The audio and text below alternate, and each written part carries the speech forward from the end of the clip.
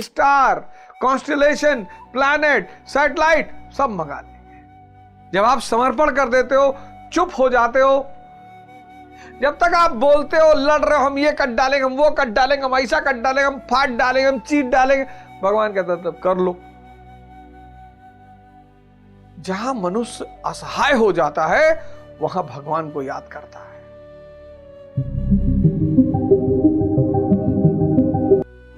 किसी का भी सड़क पर चोट लग जाए, गिर जाए, एक्सीडेंट हो जाए, हाथ जोड़कर कह रहा हूं कम से कम उसको अस्पताल बनाइए, पहुंचाइए। ये क्या सब्सक्राइबर और व्यूअरशिप का नशा चढ़ा गया आप लोगों को? आदमी मर रहा है। अभी अहमदाबाद में एक एक्सीडेंट हो गया, बस के नीचे एक आदमी आ गया, लोग वीडियो बना रहे थे। अरे पागल वागल हो गए हो? यहां जानवर और पशु पक्षी की जान बचाने के लिए इतिहास भरा पड़ा है, लोगों ने अपने आप को दांव पे लगा दिया। अपरिग्रह का नियम है, प्रेम का नियम है। मोहम्मद साहब के बारे में कहा जाता है कि तेरा घर लेफ्ट राइट आगे पीछे पूछ लेते थे कि भैया सब खाना खाए। आज हमें तो नहीं लगता मुसलमान अपने भाई को फोन करके पूछता होगा कि भैया तुम खाना खाए। बस मरने के लिए तैयार है, बस मरने के लिए तैयार है। आज का इंसान, चाहे हिंदू, चाहे मुसलमान, चाहे जो, अपनों को नीच दिखाने में, नीचा दिखाने में इतना प्रसन्नचित हो रहा है, किसी तरह अपनों को नीचा दिखा दे। कितना खोखला है। हाँ, दाढ़ी 3 बित्ता की रखाए हैं, हाजी है, लेकिन भाई से फोन करके नहीं पूछते होंगे कि भैया तुम खाना खाए, तुम्हारे बाल बच्चे सब खाना खाए। खाने पीने की कमी हो तो बता देना, तुम्हारा भाई हूं मैं। और मोहम्मद साहब किसके लिए कहते हैं? पड़ोसियों के लिए।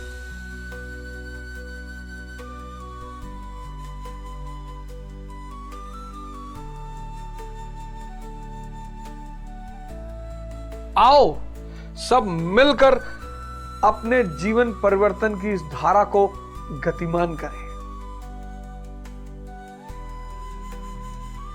जब तक उसके हाथ में है तब तक वो भगवान, अरे मैंने कमाया पैसा, ये साम्राज्य मैंने खड़ा किया। कब जो हो जाए 4 दिन तो मल तो शरीर से निकाल नहीं पाओगे, हैं? शुगर कंट्रोल नहीं कर पा रहे हो, 40 सीढ़ी चढ़ते हो, लगता है कलेजा फट के बाहर आ जाएगा, और होश में नहीं रहते हो। पत्नी मौके बेमौके 2-4 लाठी मार ही देती है और होश में नहीं रहते हो। मैंने ये किया, मैंने वो किया, मैंने ये बना दिया, मैंने वो बना दिया, आज मेरे पास अरबों रुपए की संपत्ति है, बह जाएगी सब। और उड़ जाएगा एक दिन पंछी, रहेगा पिंजड़ा खाली, पिंजड़ा खाली, पिंजड़ा खाली। ये पंछी एक दिन उड़ जाएगा।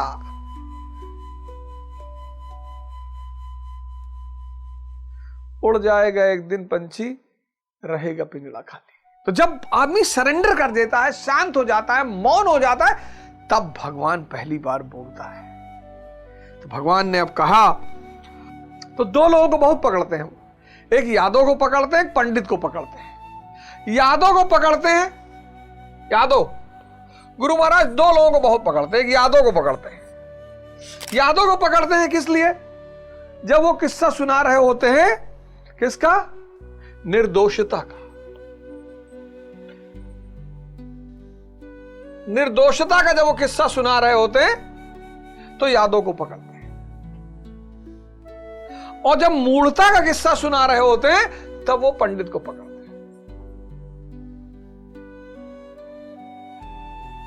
ये दोनों जो हैं उनके एग्जाम्पल हैं। जब वो किसी निर्दोष बात की बात करेंगे, अभी मैं यहां पे थे, क्या कहते हैं, फरीदाबाद में, बता रहे थे कि यादव गया भगवान महाकाल के मंदिर में, कहा प्रभु हमारे घर में लड़का हो जाएगा तो हम एक भैंसा दान करेंगे। हो गया। तो भैंसा दान किए, तो भैंसे को शिवलिंग से बांध दिए। कहे महाराज अब आप जाने, हम तो भैंसा दे जा रहे हैं, आप काटे पीटे रखें अपने पास, आप जाने हम जा रहे। तो शिवलिंग में बांध दिए। तो भैंसा बंधा रहा 7-8 घंटा। उसको भूख प्यास लगी तो भागा। तो जब वो भागा तो शिवलिंग उखड़ गया। तो आगे आगे भैंसा भागे, पीछे पीछे शिवलिंग रगड़े। तो शिवलिंग घसीटते हुए जा रहा था। तो एक दुर्गा मां के मंदिर के सामने से निकला। तो माता जी ने कहा, प्रभु ये क्या हाल बना रखा है? अरे कहीं तोहार कोनो यादव शिष्य हो तो तू पता चला तो अंदर बैठी हो, चुपाई मार बैठी रहो, नहीं जो कोनो यादव पाला पर जाई तो जोन हाल हमार है तो तोहर निर्दोषता। पंडित, और जब पंडित शब्द का इस्तेमाल होता है तो पंडित यहां जाति नहीं है।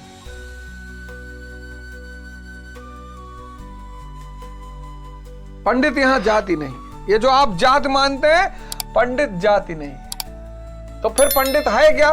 पंडित वर्ग है। पंडित वर्ग है। इस पंडित को संत वर्ग है। इसको इस्लाम में मौलाना कहते हैं, इसको ईसाईयत में पादरी कहते हैं, इसको सिख धर्म में ग्रंथी कहते हैं। ये सब पंडित हैं। इंफॉर्मेशन है।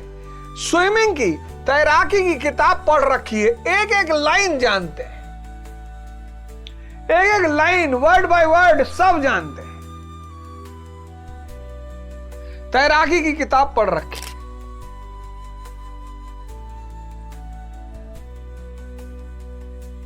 लेकिन नदी में कूद नहीं सकते, तैरने का कोई अनुभव ही नहीं। संत कोई किताब नहीं पढ़ा लेकिन तैरने का अनुभव है। यह फर्क होता है पंडित और संत में। एक मौलाना साहब का एक वीडियो किसी ने मुझे भेजा था। वो मौलाना ऐसा चिल्ला रहे थे, जिस मुसलमान की बहन पर्दा ना कर रहे वो मुसलमान भड़वा है। अरे मौलाना होश में बोलो, मौलाना होश में। कितनी हमारी मुसलमान बहनें आईपीएस ऑफिसर हैं, कितनी हमारी मुसलमान बहनें डॉक्टर हैं, कितनी हमारी मुसलमान बहनें सेना में हैं। क्या बोल रहे हो मौलाना? और फिर भड़ुआ शब्द को भी उन्होंने समझाया। सिर्फ भड़ुआ नहीं कहा, उन्होंने भड़ुआ शब्द को भी समझाया।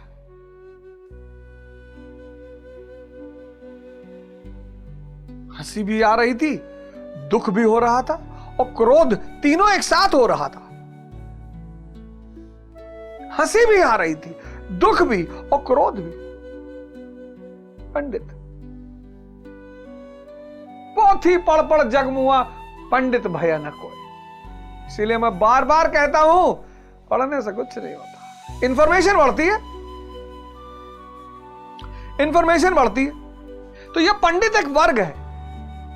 इसको इस्लाम में मौलाना कहते हैं, इसको सिखों में ग्रंथी कहते हैं और पादरी कहते हैं। पंडित, इनके पास इंफॉर्मेशन बहुत है।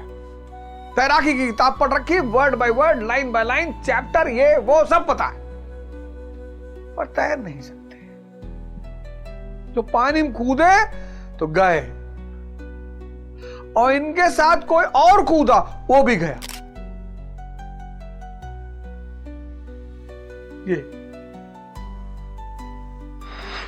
ये तैराकी के बारे में पढ़े नहीं है, लेकिन तैराकी सम्राट है।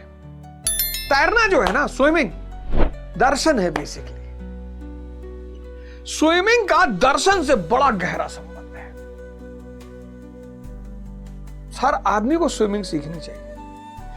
आपकी सांस, जो लोग नहीं तैरना जानते, पानी में उतरे और गहराई में चले गए, सांस उखड़ गई, सांस उखड़ गई, इसलिए डूब के मर जाते हैं। मुर्दे कभी नहीं डूबते क्योंकि सांस है ही नहीं। और तैराकी के नियम क्या है कि अगर कोई दूसरा डूब रहा है और आवाज लगा रहा है हेल्प हेल्प हेल्प, तो ऐसे गमछा उठाइए, गमछा जरूर लेके चलिए, इस गमछे को जरूर रखिए। गमछा उठाइए और खोलिए और इसे पकड़ा दीजिए। कहे नहीं हम गमछा नहीं पकड़ेंगे, तुम आओ। तब किनारे बैठ के देखिए, इसे मदद जरूर करिए।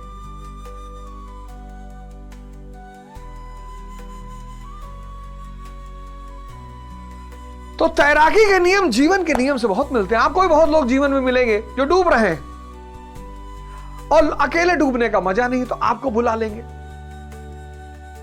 कोई फंसा है, परेशान है, बीमार है, उसकी मदद करिए। बीमार है, अस्पताल पहुंचा दीजिए।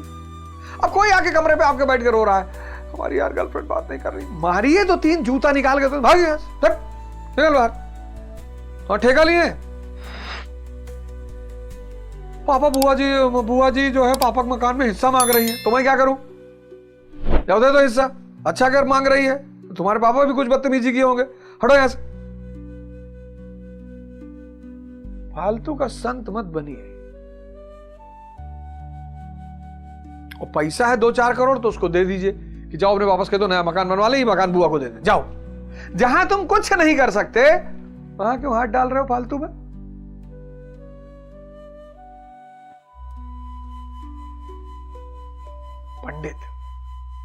पंडित देवदत्त कबीर के समय की कहानी है, पता नहीं मिथक भी हो सकती है, पर मैंने कहानी सुनी, मुझे बड़ा अच्छा लगा। कहानी यह है कि पंडित देवदत्त पूरे भारत के मठों में शास्त्रार्थ करके सबको हराकर बनारस वापस पहुंचा और अपनी मां से आगे, देखो ये IAS रैंक 1। माने अच्छा पूरे भारत को हरा है? बोला हाँ पूरे भारत को हरा है। सब विद्वान सब पैर घुटना पकड़ लिए, रोने लगे कि देवदत्त भैया माफ कर दो। अपने तरफ ऐसे तो कहा था है? कोई साथे गए, डीएम से मिले, गए नहीं, डीएम खड़ा है कहां पर आ गई से बहुत भैया देख, फर्जी बिना मतलब।